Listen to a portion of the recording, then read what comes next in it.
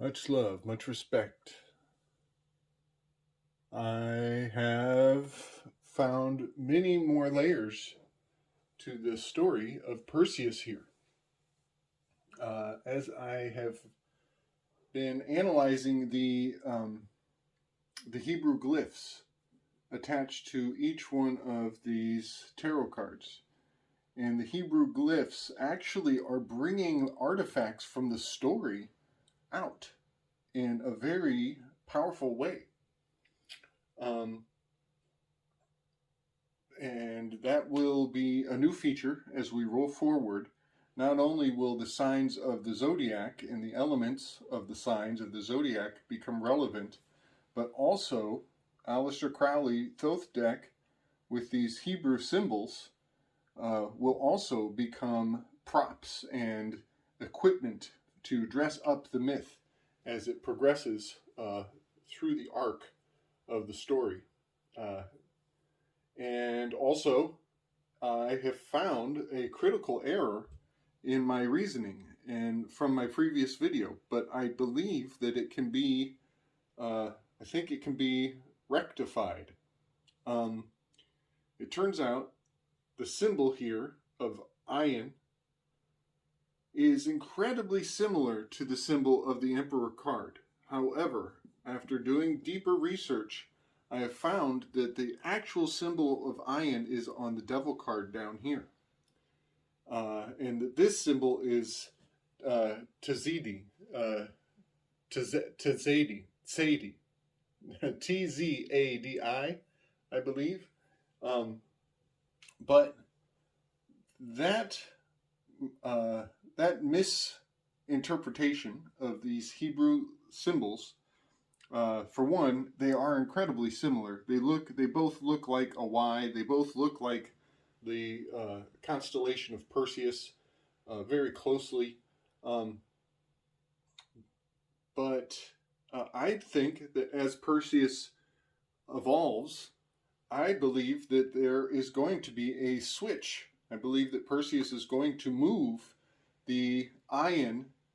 He's going to collect the iron and hold it up here, and it will be a profound, of profound significance when he returns to his nation of Argon.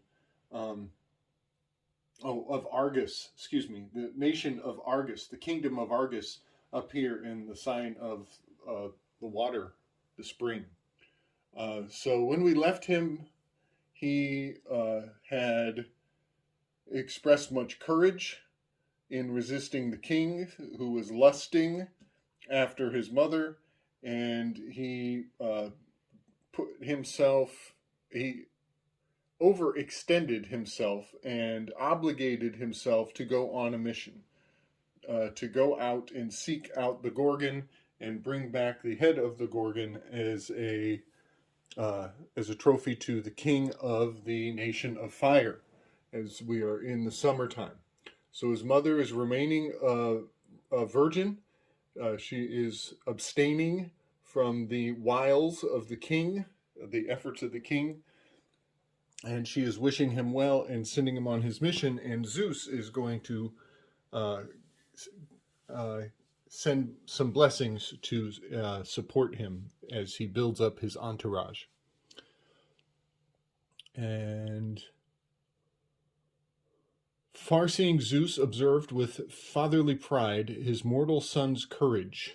So here we have that pride and courage, all features of the lion, and he is going to move out of that kingdom into the fall.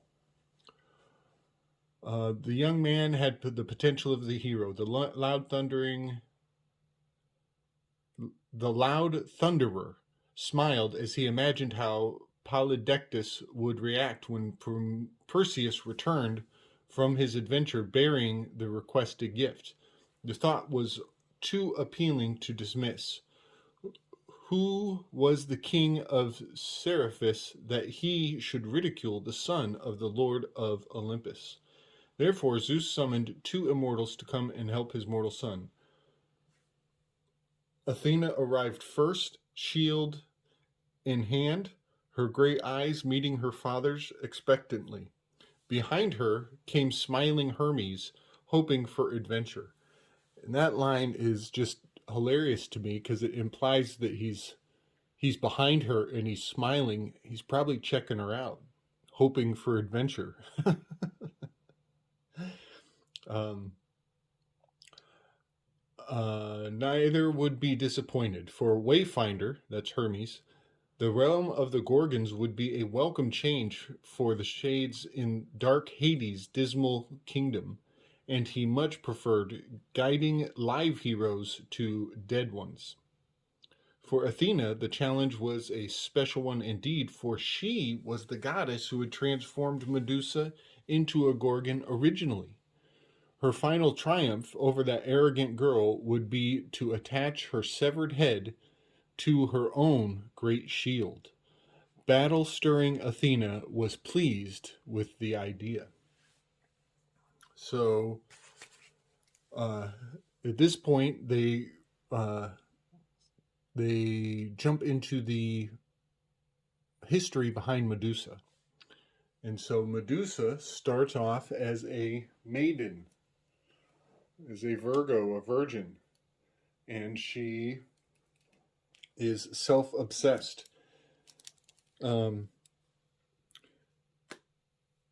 Medusa had been a beautiful maiden, so lovely in fact that suitors had come from all over the Mediterranean area to ask her father for her hand in marriage. Most unforgettable had been her long golden hair, which Medusa had bragged equaled Athena's in beauty. The great-eyed goddess remembered Medusa's vanity, watched her and waited, and when the lord of the sea fell in love with this mortal girl and slept with her in Athena's sacred shrine, the goddess's shimmering rage exploded into a holocaust. If Medusa's hair had been her best feature, then Athena would begin with that. Medusa awoke with the feeling that hissing, crawling creatures were using her head as a nest. As she reached up to feel the cause of her discomfort, she burned her fingers. Cautiously, with great fear, she arose to reach for her hand mirror. For her, the nicest part each morning was this quiet time when only servants were awake. Then she could leisurely admire her own beauty as she combed her hair. Today, her mirror confirmed a monstrous transformation. Where her long golden locks had shimmered in the firelight last night, long scaly dragons were exhaling flames into the sunlight. But that was not all, as Medusa noticed with great relief that her face, at least, was still untouched. Large pointed teeth began to emerge above the sides of her mouth. She stared in silent horror as they gradually extended in front of her face with an upward curve as if she were some hideous wild boar. So that is a feature of Medusa that is not often depicted. I'll try to bring some forward, but she has tusks. She also has tusks growing out of the sides of her head. So snake hair and some sort of weird facial horns. Face horns. So from here, I just want to point out that they speak of the mirror a couple times. And in our arc of the sky clock, we are at the 180 degree mark. We are in my diction of Aries, we are dropping down in the fall, from the fall equinox, and that represents 180 degrees. That is the reversal, the return, the point of the turning point where things begin to return back to the point of initiation. So the mirror, the double R's in the word mirror are highly significant at that point in the story. Medusa uttered a small prayer. Oh, excuse me. She realizes she was also given golden wings. And So she utters a prayer of thanks for the wings as she climbed upon the window's ledge. By this time, her hands were becoming stiff and heavy. She dared not think of the additional transformations, and she basically takes flight and goes off, leaving the world behind and becoming a recluse. She follows the wind, and it propels her winged body far to the west over land and sea. Until finally it set her down in a wasteland beyond the towering range of mountains.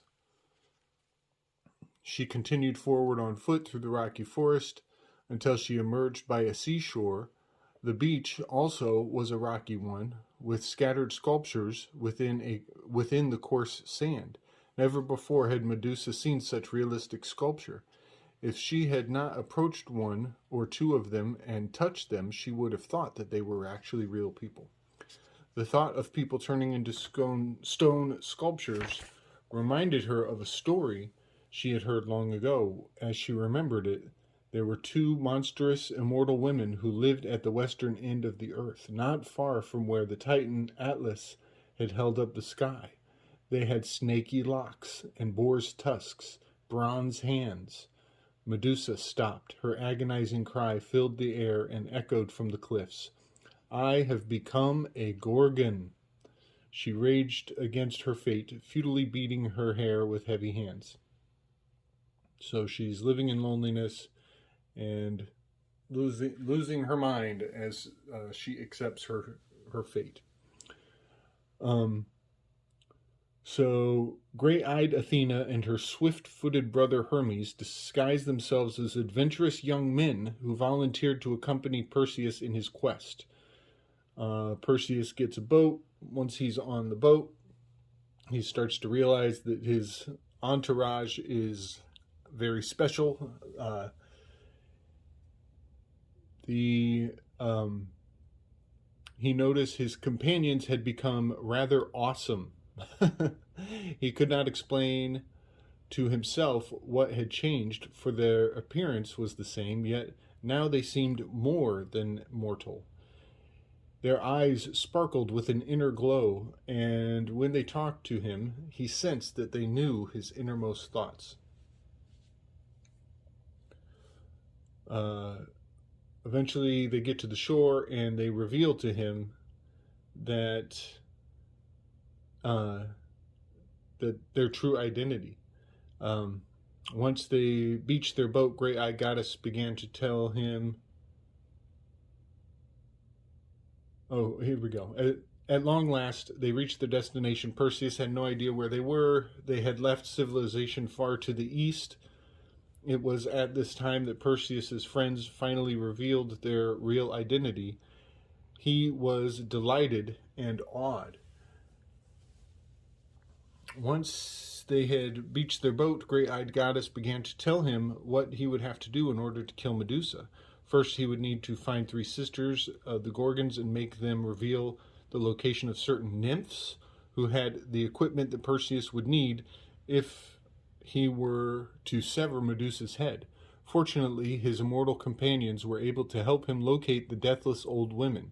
The three sisters lived beneath Titan's Atlas northern cliffs on a plain that was surrounded by mountains. So here we have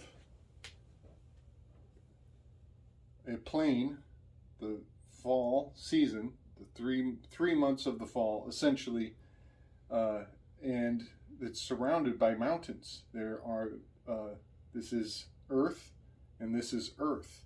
We are in the plain that is surrounded by Earth signs on both sides. When Perseus first saw those women, he was shocked at their age. They were the oldest living creatures he had ever seen. When he commented upon the fact to Athena, she told him that they had been born that old. Among the three of them, they had only one eye and one tooth. These they passed from one to another in order to be able to see and to chew, each in turn. This is very profound. makes me think of overly diversified industries. uh, I could go on and on about that. It's very communistic in a really funny way. Um, when Perseus came upon the sisters of the Gorgons, they did not notice him. Once they acknowledged his presence, they refused to tell him the way to the immortal nymphs, for fear that if they did so, their action would endanger their sisters in some way. Perseus pretended to accept their decision and to leave. However, silently he crept away from sight of the one eye and watched their behavior for a clue as to how to force them to obey his wishes. He found it sooner than he anticipated. The crones were accustomed to sharing the eye and the tooth by removing them and passing them about from one hand to another. While the eye was out of socket, the three immortals were totally blind. Delighted with his discovery, Perseus crept up close to them as he dared. Then, the next time a sister removed the eye from her head, he leapt in and grabbed it as it was changing hands. The surprise attack was successful. When Perseus said that he would not return their eye until they told him the way to the nymphs, they realized they no longer had a choice. If they did not help the immortal youth, they would spend eternity completely blind. So they tell him the way, and therefore they gave Perseus the directions he sought, and he in turn placed the lost eye in the palm of a groping hand. Perseus found the nymphs much more attractive and much more helpful than the old sisters. They loaned him a pair of winged sandals, a leather bag that was worn on a shoulder strap, and the Dark Lord Hades' helmet, which made whoever wear it invisible. When Perseus returned to his companions, the Wayfinder showed him how to use the bag and the sandals, which were similar to his own. This is the part where Hermes is like, yo, man, twinning. We're twinning. So I'm going to stop there, and we will discuss the features, the details of his acquisitions. So when he sees the old ladies, he decides to manipulate them, to prod them into doing what he wants. The symbol for adjustment here is lamed, which is an ox goad. And an ox goad is a stick that you use to prod herd animals along. So I find it quite interesting that he goads the three, this is number 12 reduces to a 3. He needs to goad the three wise women into telling him what he wants to know. Also, we have Kaf is the Hebrew letter assigned to the wheel of fortune. That is palm of the hand. And that is actually in the story. It says Perseus gave Perseus the directions he sought, and he in turn placed the lost eye in the palm of a groping hand. Kaf. So he puts it back in their hand. And then he progresses onward, and he meets the nymphs. Well, the Hebrew letter that is on the death card is Nun, which means fish. And the Hebrew letter that is on the hanged man is Mem, which is water. So we have the nymphs are basically mermaids who are living in the water. And another factor here is the single eye, the one eye is very profound, as this hanged man card relates to Odin.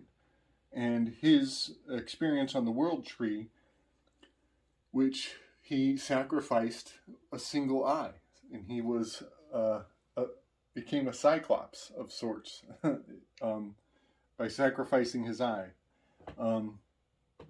So I just find it quite amazing that we are in this portion of the sky, and we are talking about one eye having visions, being sent on journeys.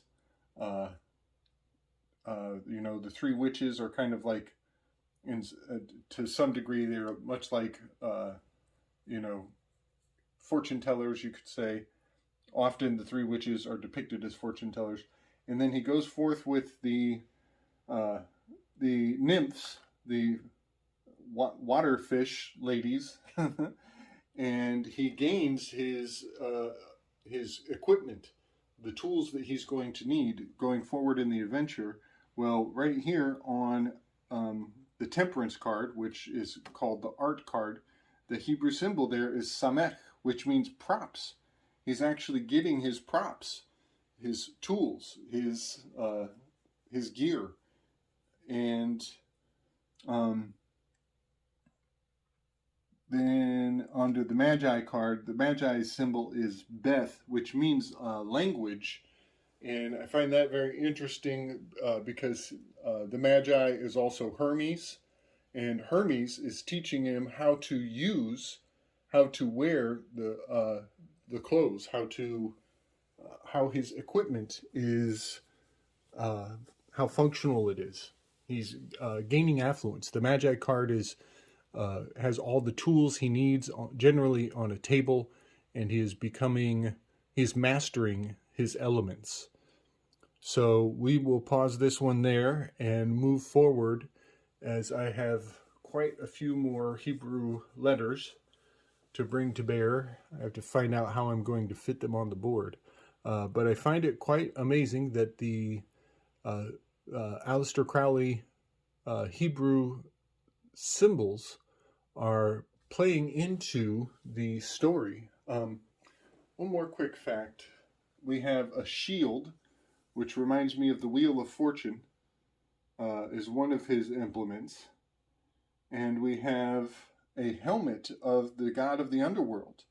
And the death card has that helmet, is wearing the helmet. This is the helmet of Uranus. And in fact, the Fool card falls in this portion of the cycle as well, in the underworld. And the Fool card is Uranus. So I would even venture to say that the Fool card is also corresponds with this location where Ophiuchus is located, as Ophiuchus is jumping off of the wheel of the zodiac. He's much like the Fool card, as he has that 1 foot up, as though he's jumping off, much like the Fool. So having Perseus gaining all of these implements and moving forward is dressing him up. He's taking these experiences and he's mastering his art, much like this temperance card here.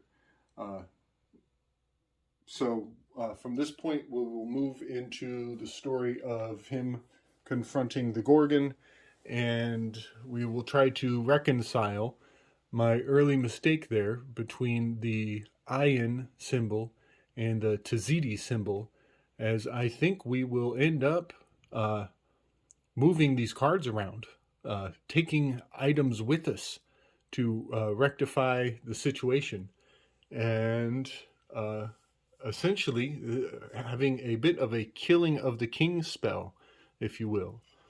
All right, y'all. Much love and respect.